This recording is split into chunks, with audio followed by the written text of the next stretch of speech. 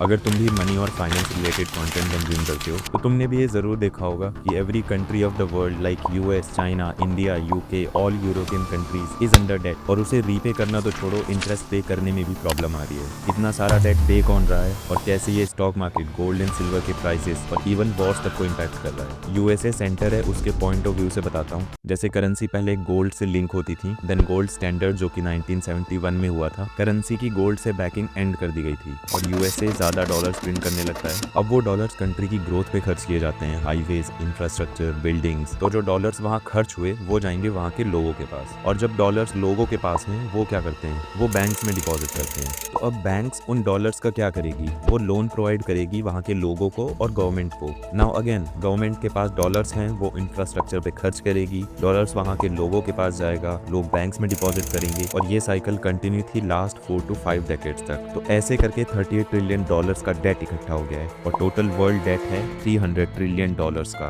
Loan repay छोड़ो, interest की payment करना भी मुश्किल हो रहा है। ऐसे में तीन चीजें हैं जो गवर्नमेंट कर सकती है। First one is print more money which will lead to inflation. Second option की गवर्नमेंट टैक्सेस बढ़ा दे, अगेन पब्लिक इंटरेस्ट हर्ट होंगे, total chaos. Third is borrow more money. But अभी की सिचुएशन यूएसए की डिफरेंट है। लोगों ने अपने डॉलर्स इन्वेस्ट कर रखे हैं स्टॉक मार्केट में, क्रिप्टो, गोल्ड एंड सिल्वर में। तो बैंक्स के पास डॉलर्स हैं ही नहीं गवर्नमेंट को देने के लिए, और गवर्नमेंट को खुद नहीं पता कि क्या करना है आगे। दैट्स वाई अदर कंट्रीज का ट्रस्ट भी डॉलर से उठ रहा है। मल्टीपल रीजंस में से एक रीजन ये भी है डी डॉलराइजेशन का। इस चीज से तुम्हें आइडिया लग गया होगा कि क्यों सेंट्रल बैंक्स गोल्ड बाय कर रहे थे, क्यों फॉरेन रिजर्व्स में से डॉलर हटा के गोल्ड को रखा जा रहा है। तो अब अगर यूएस में स्टॉक मार्केट क्रैश होता है तो लोग अपने स्टॉक सेल करके डॉलर्स अगेन बैंक्स में डिपॉजिट करेंगे, और बैंक्स के पास डॉलर्स होंगे तो वो अगेन लोन प्रोवाइड कर पाएगी। अब तुम इससे ये गेस कर सकते हो स्टॉक मार्केट क्रैश गवर्नमेंट के लिए बेनिफिशियल है कि नहीं। इन्हीं सब चीजों से डिस्ट्रैक्ट करने के लिए यूएसए ने आपको हर वॉर में इन्वॉल्व दिखाता है। नेशनल डेट में एक बैलेंस जरूरी होता है कि तुम टाइम टू टाइम अपना इंटरेस्ट पे कर रहे हो और जो डेट अमाउंट है उसको भी क्लियर करते जा रहे हो। वो लॉन्ग टर्म में कंट्री के लिए बेनिफिशियल होता है।